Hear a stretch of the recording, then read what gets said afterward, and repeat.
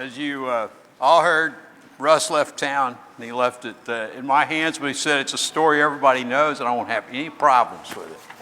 So, and he's probably right about that. Before we begin class, let's have a prayer. Would you bow, please? Most merciful God and Father, we come before Thee today. We are thankful that we can gather with our fellow saints and worship Thee and remember Your Son's sacrifice, and to spend this time in study of Your Word. Open our hearts to Your Word. Help us be receptive to Your will. Help us to go forth better able to serve Thee and to be lights to the lost. Lord, we ask You to be with those that are less fortunate than us, those of our church family that are sick and suffering and facing difficulties. Encourage, strengthen, and heal those as You know what's best for all of us, Lord. And we pray for our home with Thee in the end. We pray these things in Christ's name, amen. Well, you know, we left off Wednesday with that famous part of the story of these brothers that, little brother's just a pain. I had one. I had two of them, in fact. And, they do tell mom and dad all kinds of stuff that big brothers would rather they didn't know. And then he had all these dreams about them worshiping him, which, didn't actually make them very happy. And there was a lot more emphasis put on dreams in those days than there are now. We know that often that's how God got a message across to people, was through dreams. We see it with pagan leaders. We see it with God's chosen leaders. We see it in all kinds of situations that are recorded in the Bible. So, they put some they probably felt like these things were omens at least, even if they didn't feel like they were fact. And so, as often happens with us, we don't like what God has plans for us, so we want to come up with a better game plan. And so these guys are, they're part of such a dysfunctional family that they decide they'll kill off their little brother rather than put up with his nonsense anymore. And through the interference of God, that didn't work out exactly that way, so they decided to make a little money and sell him off into slavery, not knowing that God had a plan for him. And that's kind of where we left off Wednesday night. But, if you think about it, this family from the time of Abraham was pretty dysfunctional at times. Ishmael gets sent off because Abraham's wife doesn't like him. Of course, it's all part of God's plans, but the people that are involved at these times and these stories don't know that. And then we get to see where the younger brother usurps the older brother and gets the birthright. There's going to be a murder at that time in the family, but once again, God interferes, and the younger brother leaves town and escapes the wrath of his big brother. So, we come to church. We look around, we see all these families. Boy, I wish my family could be as nice as that one, because that's what we see at church. But we all have dysfunctionality in our families. And we raise our children, and then grandma and grandpa tell them the stories about things we did that were stupid when we were young and before we were serving the Lord, or maybe when we first started out and were slipping and sliding a lot. And, you can best imagine Abraham's descendants talking about things that went on in the family. I remember when, that's the thing you just love as a parent when you're over at your parents' house. I remember when you did this, right? That's the way we are. And so these kids had grown up knowing about these things where the younger brother usurped the older brothers. And, that's not something older brothers really like. They generally their dads emphasize that they're more responsible, and they grow into that role somewhat, expecting things. And sometimes that's not the best choice for the family. And of course, in this scheme of things, God certainly has other plans. So at this point in the story, Joseph's been sold off to the Ishmaelites to be traded off and sold into slavery in Egypt. Now you got to realize this is a favorite son. He comes from a wealthy family, and his dad's got a lot of flocks, got a lot of people in the camp. He's well dressed, because he's a favorite son. And now, all of a sudden, he's a man that has no choice in where he goes, what he does, what he wears, or access to the fineries of life. You know, that is quite a come down from where he was at. Yet, God's going to take care of him. And it's, you know, the first question, and we're in lesson 18 in case you didn't know where we were at. It says, why was Joseph successful and how did Potiphar react to him? Well, it tells us right away that the Lord was with him. You know, just as the Lord was with his dad, with other members of Abraham's family, we see the blessing of God in this. And it says he found favor in Potiphar's sight, that everything that he as a slave was put in charge of prospered. And it became obvious to Potiphar that he had a favor of the gods, not Jehovah God, but the gods. And so he put on charge of more and more things, up to the point where he put on charge of his whole household. He made him an overseer. Now you can just imagine, Egyptians don't like foreigners to start with, and this guy's a Hebrew, and there seems to be a little bit of animosity here anyway. It may go back to the stories all the way back to Noah and his descendants. Remember, these people descended from Noah. They were one of the three brothers. There's a lot of animosity in these families. And for whatever reason, this foreigner comes in and he's put over everybody else. So you can imagine that he wasn't well thought of by the help, by the other slaves, by the household people, or anybody else, to be honest with you, other than Potiphar. He could see, hey man, this is a good deal for me. Everything this guy does, it's got the Midas touch. It's a success. And so he puts on charge of all this. But you got to understand, there's a lot of things that we're not told. But just think about how you would feel if somebody came in and just think how you feel at work if somebody comes in and displaces you, stops your move up the corporate ladder or whatever your situation is. It doesn't make us happy. So here's this foreigner that comes in. All of a sudden, he's the favorite guy in charge of everybody. And we know something about Joseph.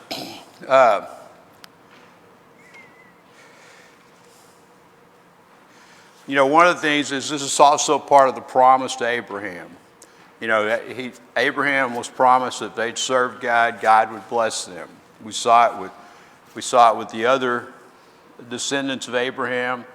We saw it that Joseph's dad was blessed, and we see it this way. He goes in a situation that really should have been very bleak and just a very terrible situation, and God turns it all around because it's part of God's promise to Abraham.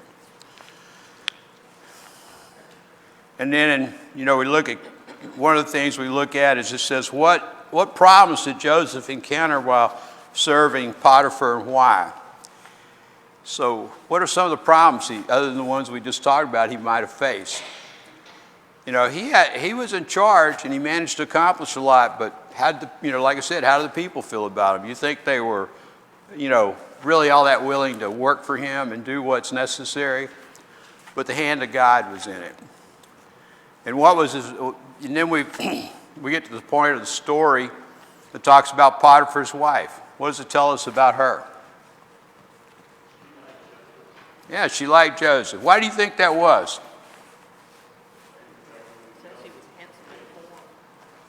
He was what? He was handsome. Yeah, he was handsome. Think about it. As Russ has told us in the past, you know, you think about Sarah, his grandmother's a good-looking woman, even as an old woman. What does it tell us about his mother? Yeah, what about Rebecca? Said she was beautiful. Tells us that a couple of chapters back, or a few chapters back. It says Rachel had beautiful eyes in chapter 29. You know, he said that that was the one he wanted to marry because she was the beautiful sister. And so he comes from a bunch of people that had good genes. And so you can imagine he's probably a pretty good-looking young man. And how old do you think he was at this point?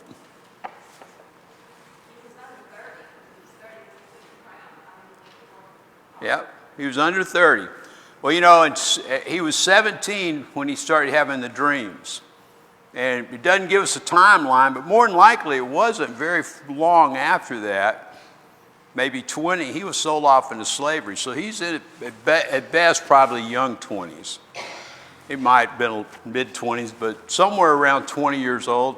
He's been sold off, and he's in the prime of his life, and he comes from a good-looking family. And, you know, like I said, now, being in charge of Potiphar's whole entire possessions, he was probably well-dressed, too, at this point, once again. And, you know, I could just see this nice-looking young man, well-dressed, and this woman probably not being paid as much attention by her husband as she wants. And there's this good-looking young man around all the time. And she decides that she'd like to take advantage of that situation. And that happens to a lot of people, doesn't it? We read about it all the time. We see it happen here in the church sometimes. People let their eyes stray and become involved in things they shouldn't. And so she decides that she's going to seduce him. And she approaches him, and what's his answer? Do that again. Yeah, he said, how could I possibly do this? How could I mistreat your husband? He put me in charge of everything. And on top of that, it's wrong in the sight of God. He had a firm foundation in the will of God. You know, his brothers kind of wonder about some of them, you know. They had problems that we've already looked at. But whatever it was, God's will had taken good root in him. And even though he found him in a situation where it appeared God had abandoned him, he still had that faith. Yes, sir.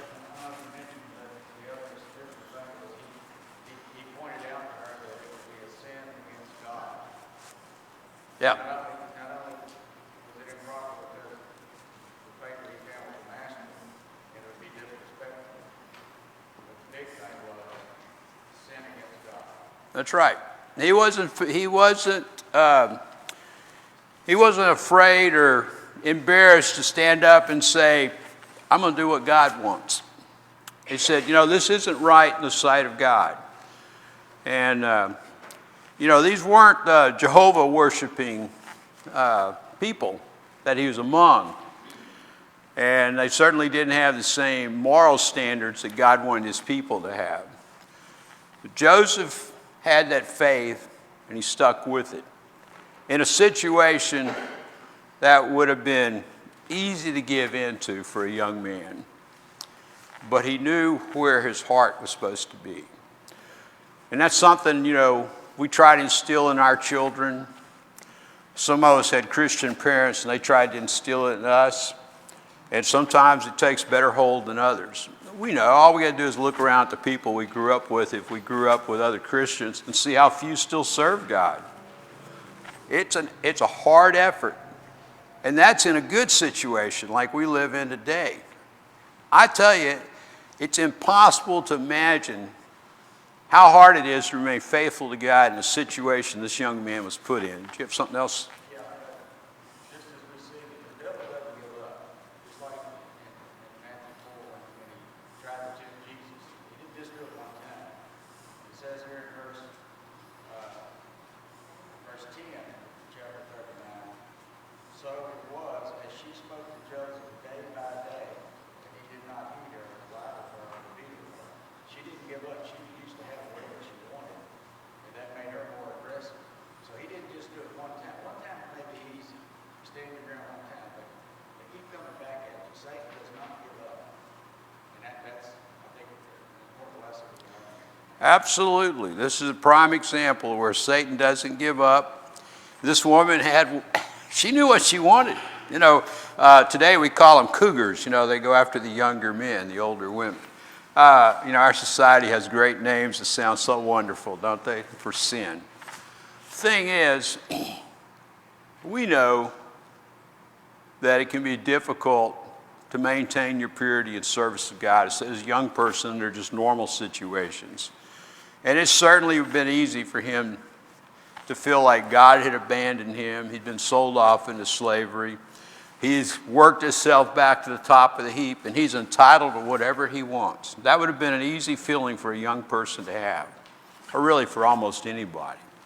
But he maintained his faith in God. He resisted that temptation. And that's not the last of the temptation. You know, what happens next? She gets more aggressive. She decides she's going to have her way with this young man, whether he likes it or not. And he only has one choice in his eyes, and the right one. He flees. The only thing he left is cloak. And then she's really unhappy at that point. She is mad. And she comes up with a great story. What does she do? Well, first she hollers out, calls the household servants to her and say, look at what this foreigner did. And what did she say he did? Do what? Well, yeah, use her for sport. And what did he say? She said, and he laughed at me. Now, the thing we got to understand about laugh, and that's also what she told Potiphar, was he laughed at me. He said he can do whatever he wants. And, you know, think about, we see laugh used to be as I laugh at something that's funny, or in this situation, that's probably not exactly the way it meant. Why did Sarah want Ishmael sent away? What does it tell us?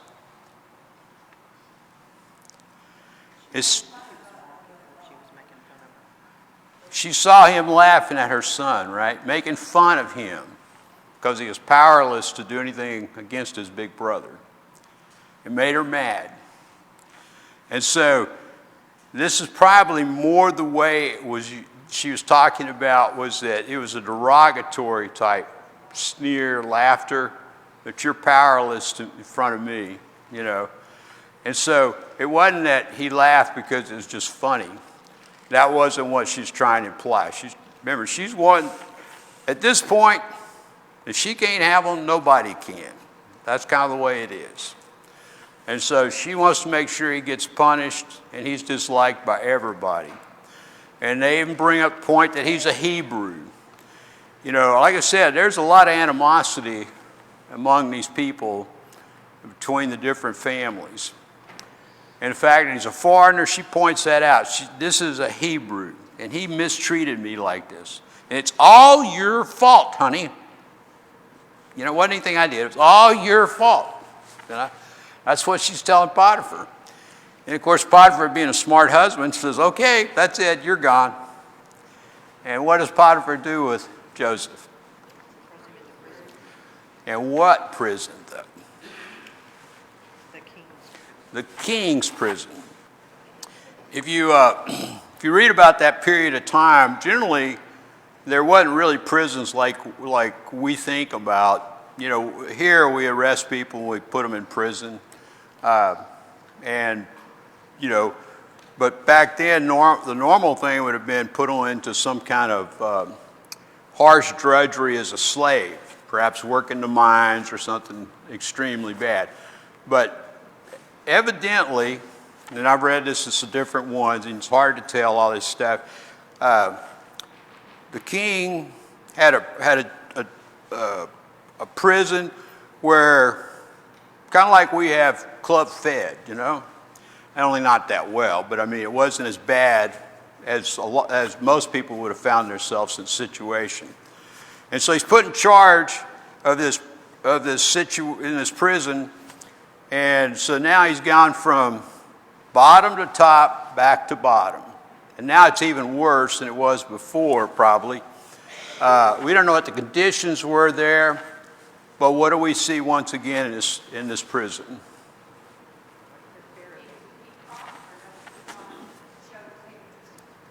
Yeah, we see the Abrahamic promise. He prospered there. I can't even imagine how that was possible, being in prison. Maybe he just had a good attitude all the time, helped other people. Yes, sir. The answer to that is Psalm Psalm 1. 1. Psalm 1 says very quickly, blessed is the man who walks not in the counsel of the ungodly, nor stands in the path of sinners, nor sits in the seat of scornful. That's those three areas of sin. His delight in the law of the Lord, his law he meditates day and night. And you go down to the last verse, and it says, the summation is, for the Lord knows the way of the righteous, but the way of the ungodly shall perish. God's going to take care of you if you're faithful to him. That's the end result. That's right. And this is a good example of that, isn't it? This is an excellent example. But you know, it's hard to be pleasant in a bad situation we find ourselves in.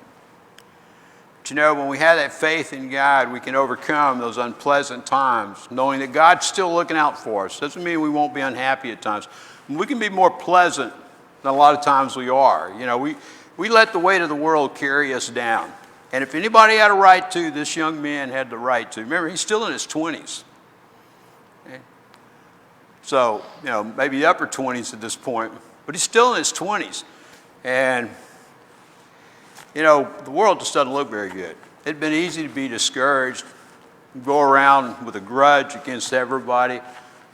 But whatever he did, that person over the prison saw that he had favor. And we know it's because God was blessing him. And so what does this guy do? Same thing Potiphar did. He put him in charge of all the prisoners. Now, I've read that they were used for certain tasks that most people didn't want to do, but required certain skills. They were kind of the upper crust of the prisoners. And that's why they were in this prison. Well, whatever it was, we can see the hand of God in this, because who does it put them into contact with?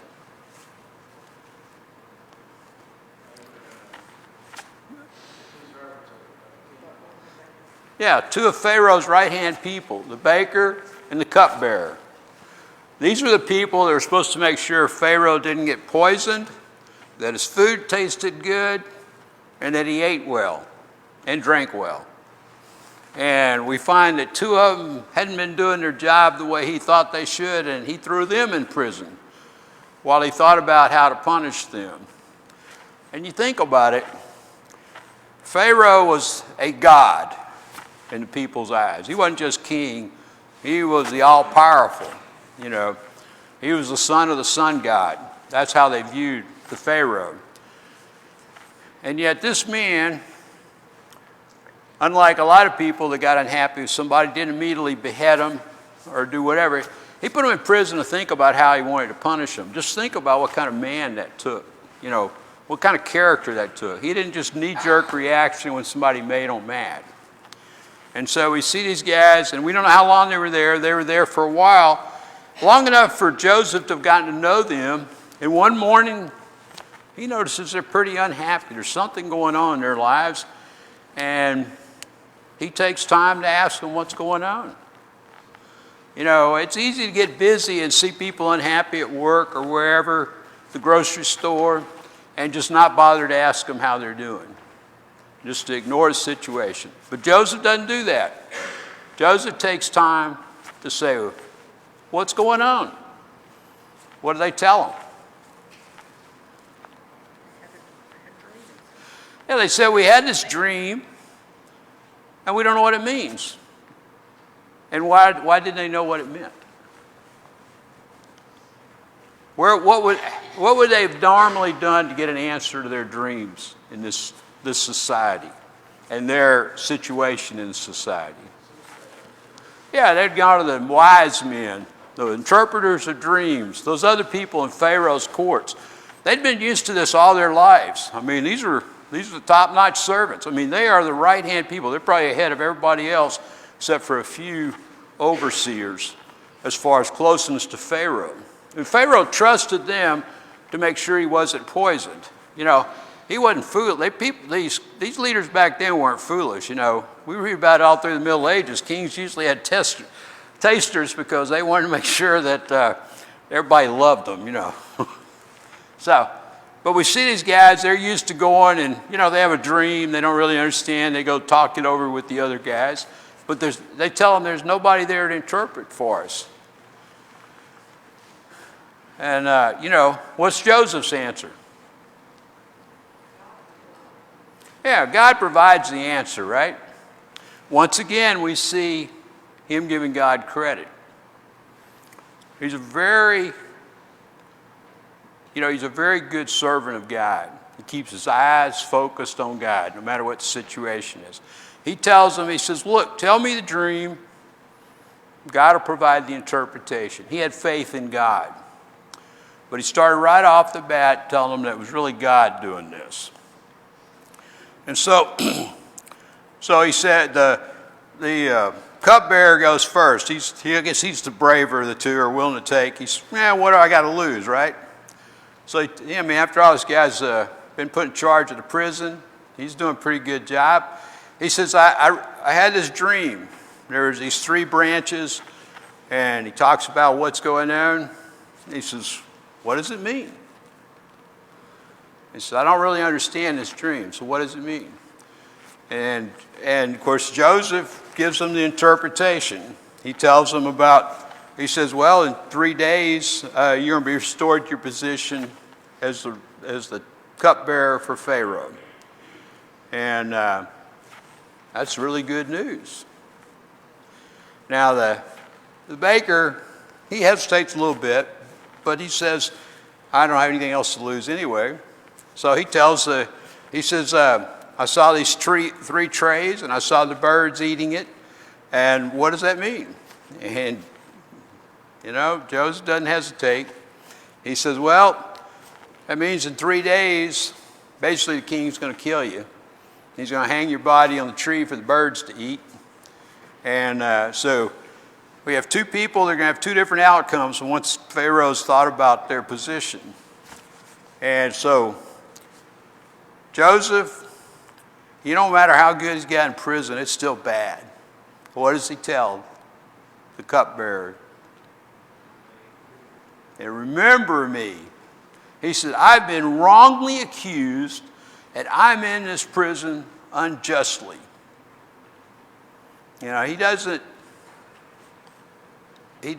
avoid an opportunity to make his plight known, that he's an innocent man and he's in the wrong place. And all he asks is, look, when your dream comes true, remember me to Pharaoh. I'm wrong, I'm in the wrong place, and I'm not guilty.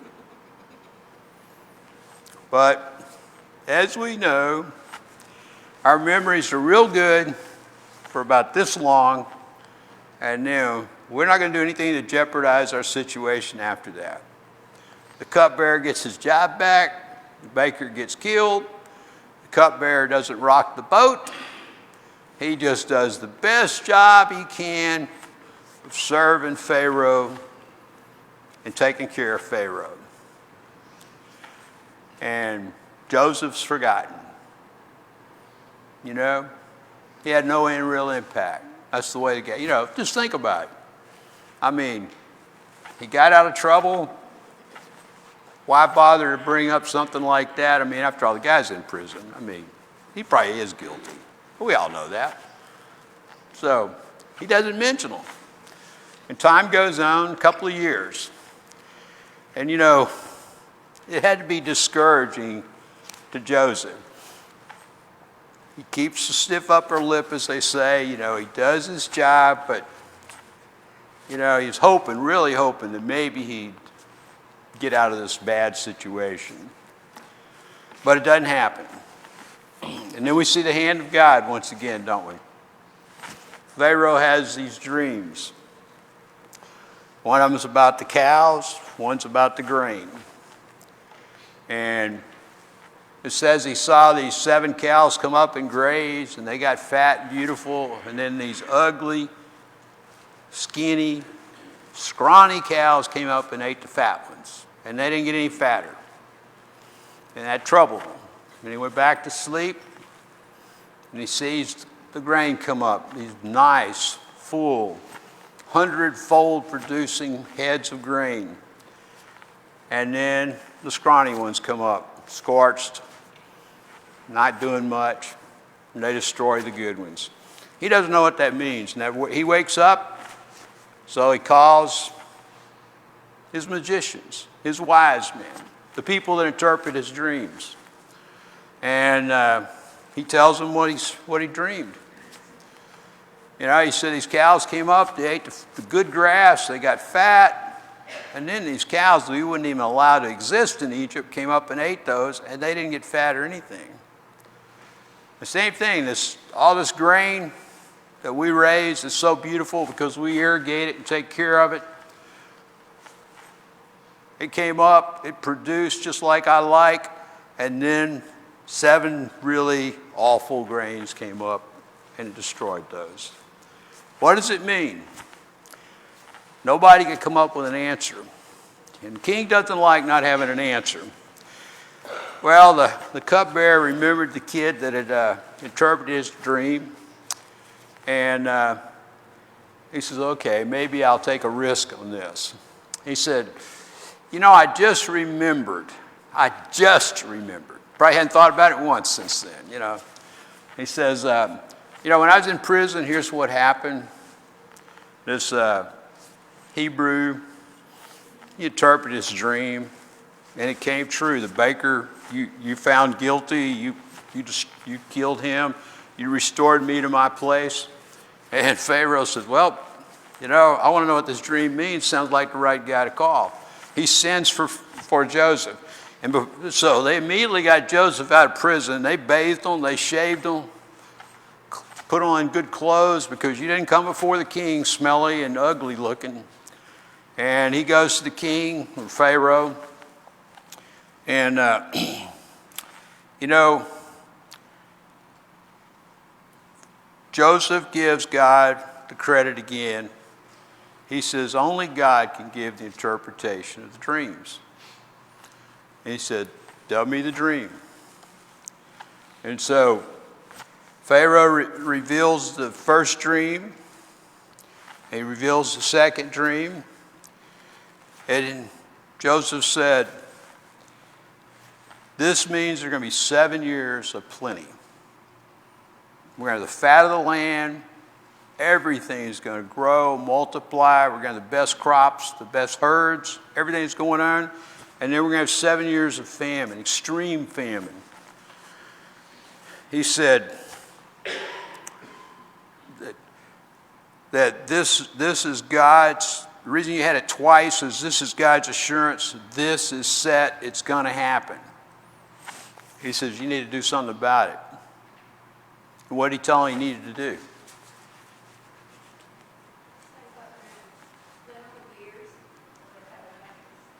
Yeah, you need to have somebody gather up the plenty of the 7 good years and store it up for the 7 bad years to save the people. You know, think about it. At this point, Egypt is the powerhouse of the world. They are probably the highest civilization. They're very powerful. And they've got a good grasp of things. They live in a well-watered, fertile area. And, you know, Joseph said, get prepared. You got 7 years to make preparation. And so, you know, Pharaoh says, we need somebody in God's favor. Where else can we find somebody that can do this? You know, he recognized that there is a God involved. Not Jehovah God, you know, a God. And these people, I mean, that's the way this society worked then. You know, you had the gods. Your God, if you were a good country, was the most powerful at that time, but sometimes the other gods surpassed yours. He doesn't know what's going on, but he knows this kid's got, young man has got the favor of this God. So he puts him in charge. He makes him second only to him, puts him over everything. has them right around the number 2 chariot. He puts the word out. Whatever this kid says, goes. He's got my signet ring. He tells Joseph, prepare. And we know he did. He built huge silos and stored grain. More grain than Egypt needed. Because he had to keep the people, the livestock, all alive. But we see God's hand in it. Because of that preparation, God had a way to feed people of his choice. Abraham's descendants. In fact, it says the whole world came to buy grain from Egypt. But you think about it. Here's this young man, and once again, he's on top of the world, but he continues to give God the credit. He doesn't give up on God when life's tough. And these stories are there. We see these stories where people make other plans, like his brothers. God uses bad situations to still accomplish his plans. He has plans for us, and the road's not always smooth or good. I love coming to church, because when I'm at church, there's a lot less temptation. I'm around a bunch of people trying to serve God, and it's a lot easier to be a good Christian. And it makes me feel good. And, when you're out in the world, you're constantly like Joseph. You're being tempted. You got to work on staying focused on God. Joseph didn't have the opportunity to be around his family, to worship God. I don't know whether he was the only Hebrew in the land, but more than likely he was the only one of Abraham's descendants of his, any of his close relatives that was there. And yet, no matter how bad, how lonely the situation was, he stayed focused. And yet, we have members that don't think it's all that important to be here all the time. We get that way sometimes. Get a little bit tired. We kind of think, okay, it's kind of hard to get there tonight. I don't really feel like it. But we need to think about guys like Joseph. They had it really bad, and they stayed faithful to God. And we need to be that kind of Christian. Always. Yes, sir.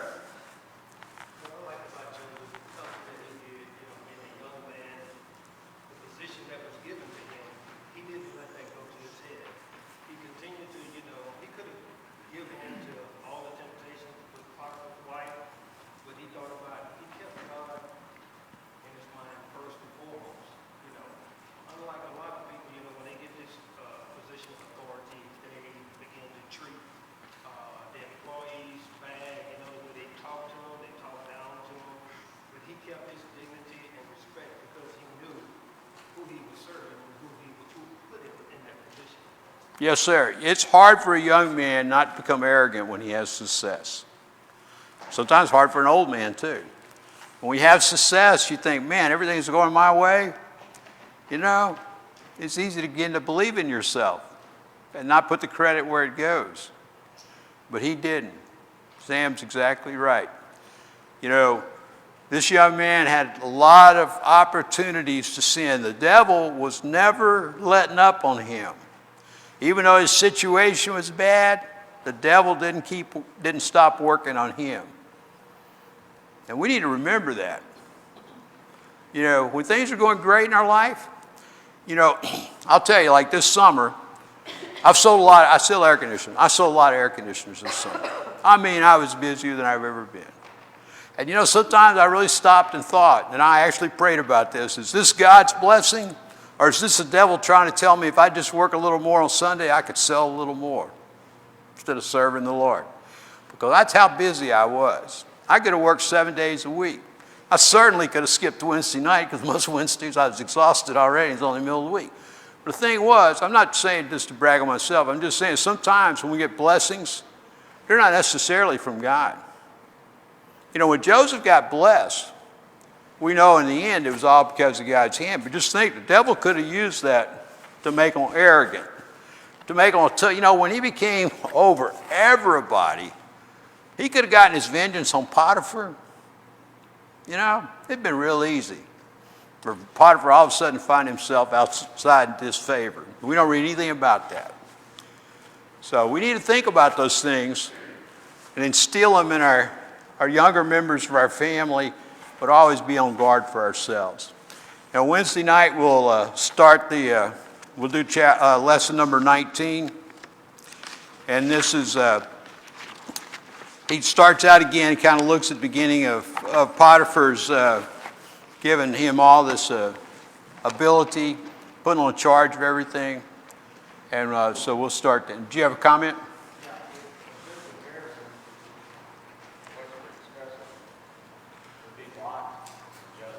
Right.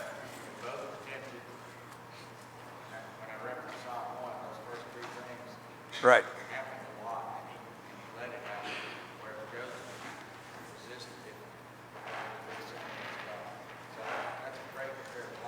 That's exactly the different decisions young people make. Thank you.